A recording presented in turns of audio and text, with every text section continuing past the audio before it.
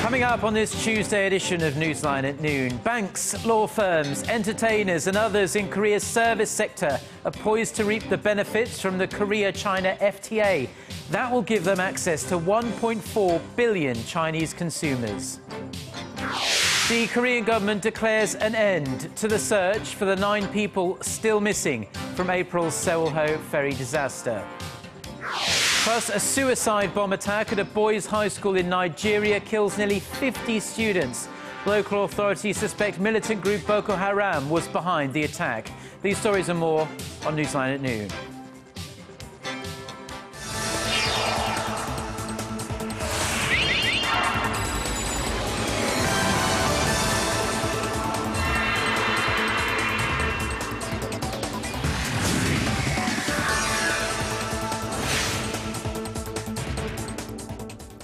It's noon Tuesday, November 11th here in Korea. Thanks for tuning in live from Seoul. I'm Eoh Jin-joo. It's very good to have you with us. I'm Mark Broome. We start in Beijing, where President Park Geun-hye is scheduled to meet with US President Barack Obama later this Tuesday. This is going to be their 4th summit, the most recent coming in Washington during President Park's trip there in May. And on Monday, President Park held face-to-face talks with Chinese leader Xi Jinping, where they announced the end of 2.5 years of free trade negotiations. Our Choi-san files this report from Beijing. The leaders of Korea and China meeting on the sidelines of the APEC summit in Beijing made a long-awaited announcement regarding their bilateral free trade agreement. 이 한중 FTA가 2년여간의 협상 끝에 드디어 핵심 사안에 합의해서 오늘 정상회담을 계기로 협상이 실질적 타결되었음을 발표하게 돼서 기쁘게 생각합니다. The two presidents then talked about how the Korea-China FTA will be welcomed by the global economy, currently experiencing a delayed recovery and low growth. I hope that the two sides will keep pushing for continuous and in-depth development in bilateral exchanges and cooperation. Seoul and Beijing say they will remove tariffs on more than 90% of previously agreed products over the next 20 years. And rice, a super sensitive product for Korean farmers, has been excluded altogether. Korea's presidential office says compared to all the bilateral FTAs it has with other countries, this one contains fewer agricultural products subject to tariff removal. Shifting gears to regional security, Presidents Park and Xi agreed that they should look into a tripartite foreign ministers meeting with Japan before the year's end. Historical and territorial differences in Northeast Asia have soured ties and at times caused tensions. On North Korea, Beijing said it clearly opposes Pyongyang's nuclear development program and that it abides by UN Security Council resolutions against the regime. The two presidents then expressed the need to seek creative and diverse ways to bring North Korea back to the six-nation denuclearization talks. Choi Yu-sun, Arirang News, Beijing. Now, another notable encounter came when President Park was seated next to Japanese Prime Minister Shinzo Abe at the APEC Gala dinner. The presidential office says the two leaders discussed a number of issues and agreed to encourage officials from both countries in high-level talks to work towards resolving differences over Japan's wartime sexual enslavement of Korean women. President Park has refused to hold summit talks with Prime Minister Abe until Japan makes amends for its past wrongdoings. Now, Monday was a very busy day for President Park in Beijing, as she also met with the APEC Business Advisory Council, where she talked about Seoul's support measures for Korean small and mid-sized firms. Stressing that an economy can gain vitality when a nation's SMEs are the central growth engine, the Korean president explained that her government is trying to help these companies bring in capital and manage operations if they have creative ideas and new technologies. When asked about food and energy security, President Park mentioned private entities investing more to incorporate IT into agricultural production and governments opening up their energy and resources markets. Now, going back to the comprehensive free trade deal between Seoul and Beijing, the trade pact is being viewed as offering the most business opportunities for Korea's service industries, ranging from entertainment to communications, as they gain access to the world's biggest consumer market. Local banks are also bracing themselves for more yuan-based transactions. Song Ji-san has the story. Korea's service industries that will gain access to China's 1.4 billion consumers range from travel and leisure to finance and distribution sectors. The free trade deal also allows Korean law firms to set up joint ventures with their Chinese counterparts in Shanghai's free trade zone, while Korean entertainment companies can hold stakes of up to 49% of Chinese entities. Beijing, which has pledged to ease regulations to allow Korean participation in building up China's public telecommunications networks, will explore ways to expand service sector cooperation between the two nations. We will have more opportunities to gain greater access to the service sector, as follow-up negotiations will take place over the next 2 years, after the free trade deal takes effect. Korean banks are also preparing for the increased need to settle bilateral trade in their own currencies. Seoul and Beijing have earlier agreed to open a direct yuan trading market in the Korean capital next month. The Chinese currency now accounts for a mere 1.2% of payments made to settle two-way trade that totaled $228 billion last year. The Korean government's goal is to raise that portion of yuan-based settlement to 20% next year. In the coming month, local banks will also launch savings plans in the Chinese yuan with an annual interest rate of 3%, nearly double the interest paid for local currency-based savings accounts. Song Ji-sun, Arirang News. And obviously, it's not only the finance and service sectors, but also Korea's major conglomerates that will benefit from the free trade deal. But with Korea's reliance on its #1 trade partner getting heavier and heavier as time goes by, economists urge traders to prepare for any sudden change in China. Kim Ji-yeon tells us more. Korea's reliance on China for growth is expected to increase with the bilateral free trade agreement reached between the two countries. As China is currently Korea's #1 export destination, taking up more than a quarter of Korea's exports, little wonder Korea's top 200 conglomerates have been active in China. Between 2011 and 2013, their combined sales in China jumped 35% to more than $133 billion. Samsung Electronics seems to have benefited the most from Korea's trade relationship with China. The firm's sales spiked 74% from 2011 to $210 billion in 2013. The proportion of Samsung Electronics sales to China also increased by around 4 percentage points to nearly 18% of its total sales during the same period. China's population of 1.4 billion may be a cash cow for now, but some analysts are skeptical Korean companies can cope with the ever-changing currents in China. If demand wanes, Korea's exports to China will drop fast.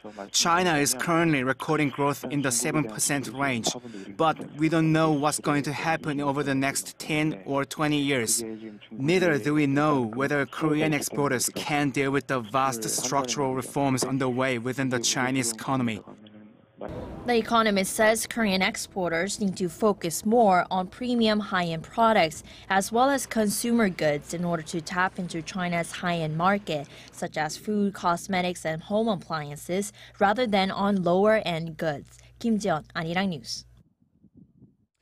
Now, more than 200 days after they began, the Korean government has brought to an end underwater search efforts for the victims of the Sewol-ho ferry disaster. The decision was reached with a very heavy heart, as 9 passengers are still missing. Our Connie Kim has the details. The nearly 7 months-long underwater search operations for missing victims of the Sewol-ho ferry disaster has come to an end, despite 9 people still unaccounted for. Oceans and Fisheries Minister Lee Joo-young announced Tuesday morning that the government made the decision upon the request of victims' families. We are announcing that the underwater search operations that began more than 200 days are being stopped. I sincerely regret calling off the operations without recovering all those unaccounted for. Minister Lee said that parts of the hull are collapsing, that dropping water temperatures are making operations difficult and dangerous for divers, and that there was little possibility of recovering additional victims. Measures aimed at preventing bodies from drifting away will also be lifted. The emergency management headquarters in Chindo, the closest point of land to the accident site, will scale back operations and soon dissolve. Regarding the issue of raising the vessel to the surface, the minister said the Central Disaster Management Headquarters will make a decision after discussing it with experts and relatives of the victims. That is likely to come after the Sewol-ho ferry law takes effect. The bill aims to uncover the causes of the disaster, which left more than 300 people dead or missing. Relatives of the missing passengers had been holding out hope that more bodies would be found within the Sewol-ho ferry after the body of a female student was recovered in October, but they're said to have given their approval for ending search efforts given the circumstances. Connie Kim, Arirang News. And a court in the southern Korean city of Gwangju is set to rule this afternoon on whether the captain of the Sewol-ho ferry should receive the death penalty for culpable homicide. A three-judge panel will hand down verdicts and sentencing in the trial of 68-year-old Eoh Jin-joo, as well as 14 crew members who will face lengthy jail terms if they are convicted. Now, death sentences are very rare in Korea. The country, in fact, has not carried out an execution since December 1997. Eoh Jin-joo and his crew were among the first people to be rescued from the sinking vessel, while the mostly teenage passengers waited in their cabins as the ferry so tragically went down. The Sewol-ho capsized off Korea's southwest coast on April 16th. Most of the victims were high school students from Ansan on a field trip to Jeju Island.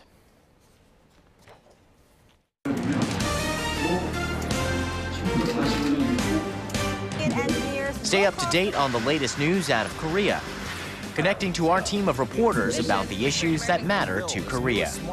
On air, on your mobile, online. Find out more about Korea on NEWSLINE at Noon with Mark Broome and Eoh Jin-joo. I'm Eoh Jin-joo. Market researcher, strategy analytics, said Thursday that LG Electronics brought in about 11. The U.S. point man on North Korean human rights arrived in Seoul earlier today. Robert King is expected to further pressure Pyongyang on its human rights violations, together with the UN Special Rapporteur on North Korea, who came to Seoul a day earlier. Now, their visits come just days before a draft resolution on North Korea is expected to be adopted by the United Nations. Hwang Seung-hee reports. Washington's special envoy on North Korean human rights issues, Robert King, arrived in Seoul Tuesday amid growing international attention on Pyongyang's dire human rights situation. During his three-day stay, King will meet with South Korean officials and attend a human rights forum. His trip coincides with a visit to Seoul by the UN Special Rapporteur on North Korea, Marzuki Darusman, and is largely focused on the ongoing UN moves to take the North Korean regime to the International Criminal Court on allegations of human rights violations. A draft resolution is expected to be adopted by the General Assembly's Third Committee as early as next week. It should then be officially approved by the UN General Assembly in December. And North Korea seems to have wrapped up its rare diplomatic charm offensive.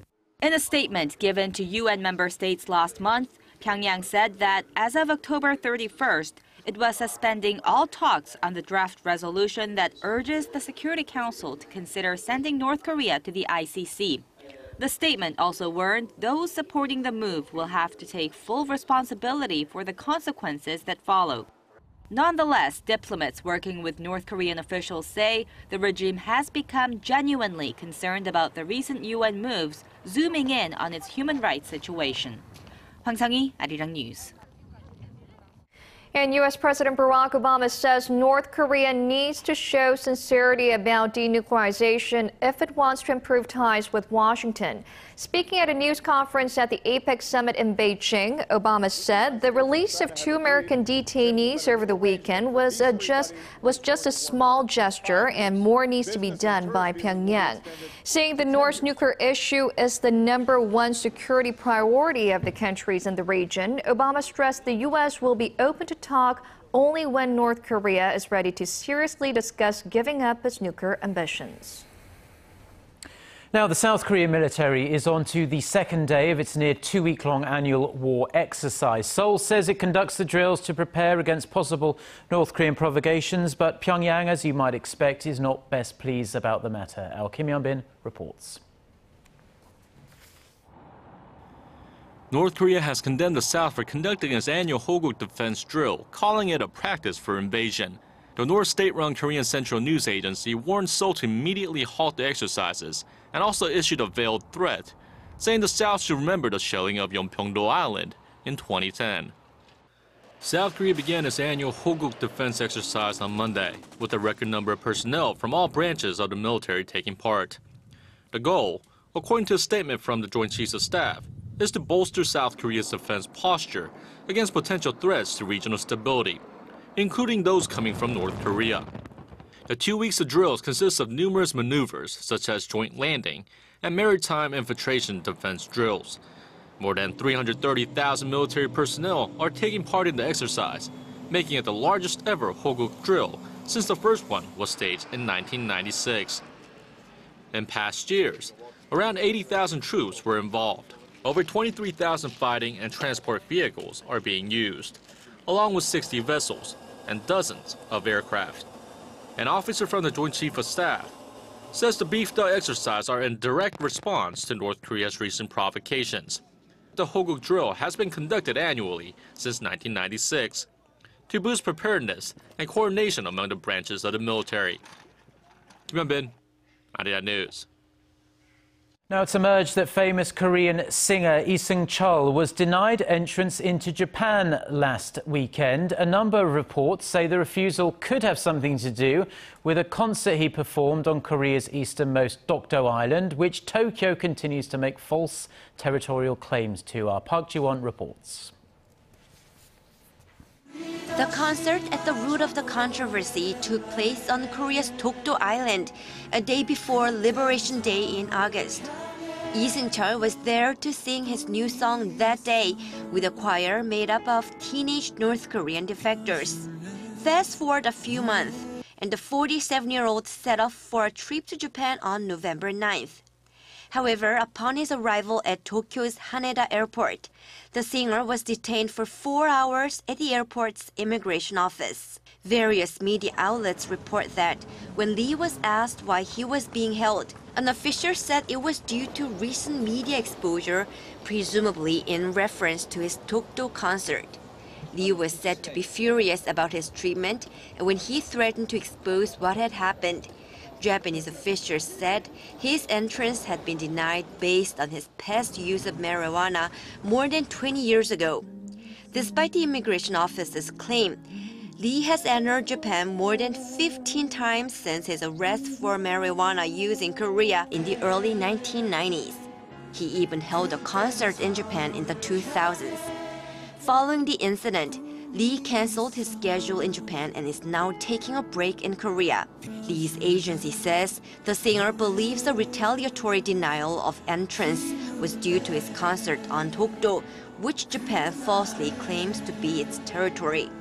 This is not the first time that a Korean star involved in a Dokdo-related campaign has been discriminated against in Japan.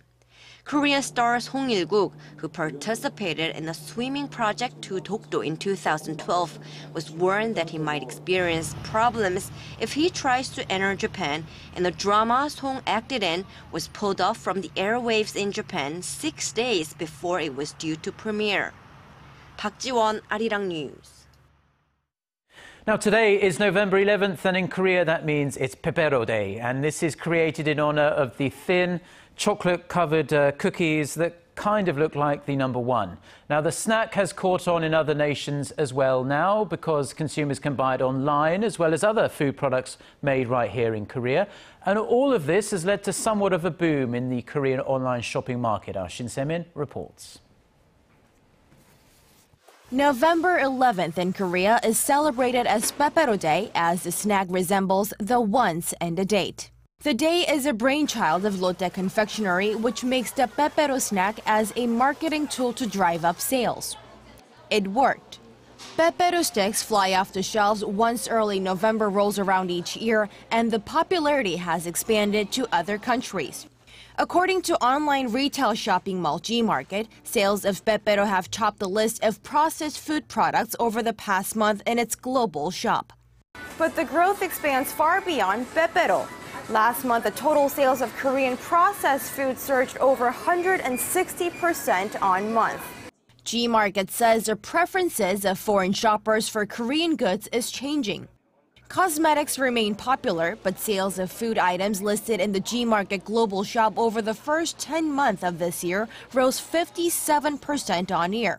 Hot items range from Korean snacks like chocolate and instant noodles to seasoned liver, red chili paste, and even fermented seafood products. I regularly purchase salt-fermented seafood online. It was a little difficult to get my hands on it, but now it only takes 3 to 5 days to get when I buy it online. Online retail shopping malls are boosting services to accelerate the market. Malltail, a direct purchasing website, recently partnered up with the Korea Postal Service, making shipping easier for a number of products, even fresh produce. Korea's direct online shopping market currently stands at around $340 million, but experts fully expect that number to rise by the end of the year. And since Korea and China have concluded FTA negotiations on a deal that will remove tariffs on most products, more Chinese consumers are expected to log in to Korean online retailers to fill up their shopping carts. Shin Se-min, Arirang News.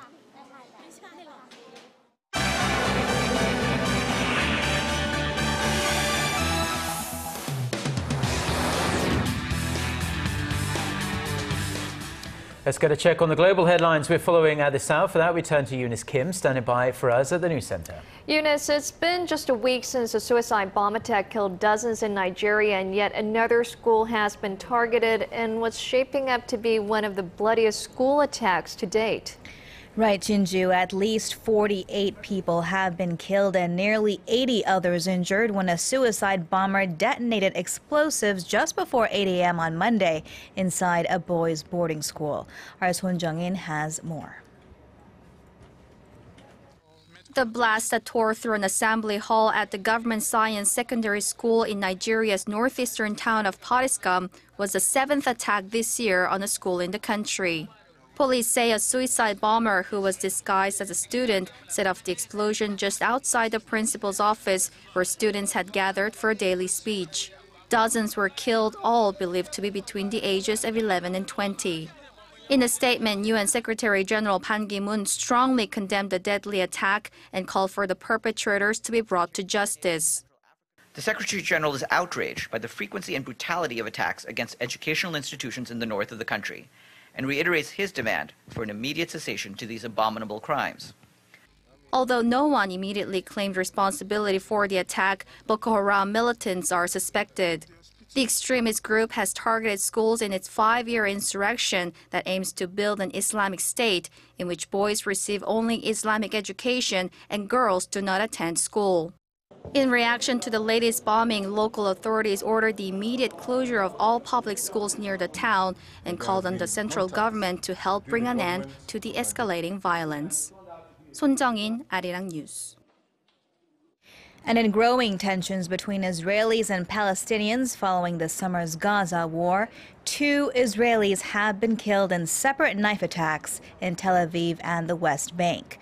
A 26-year-old woman was stabbed to death near a Jewish settlement in the occupied West Bank. The Palestinian perpetrator went after 2 other Jews before being shot by a security guard and rushed to a hospital. Hours earlier, another knife attack had targeted a 20-year-old soldier at a train station in Tel Aviv. That soldier later died of his wounds. Both incidents have been condemned as terrorist attacks. Finally, former and current employees of the U.S. Postal Service have been informed their personal information were exposed in a hack attack that some believe originated in China. The FBI is leading the probe into the intrusion discovered in mid-September. Databases holding the names, birth dates, and social security numbers of 800,000 people were compromised, but no credit card information is believed to have been taken.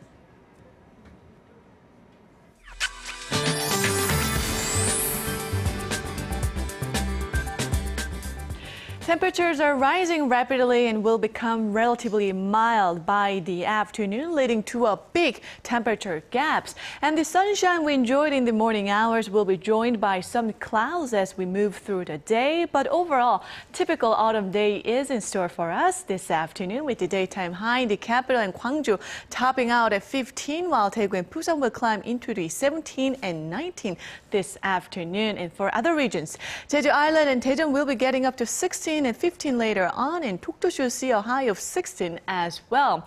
Well, nationwide sporadic rain is in store tomorrow morning, but should let up before the morning commute, and it will be a much cooler day tomorrow. And on Thursday, the morning low will drop to -1 here in Seoul, so please keep that in mind. That's all for now. Back to you guys in the studio. Thank you very much, Jiyeon, for the weather there. And those are the stories we're following at this hour. Mark and I'll be back at the same time on Wednesday. Thank you for watching.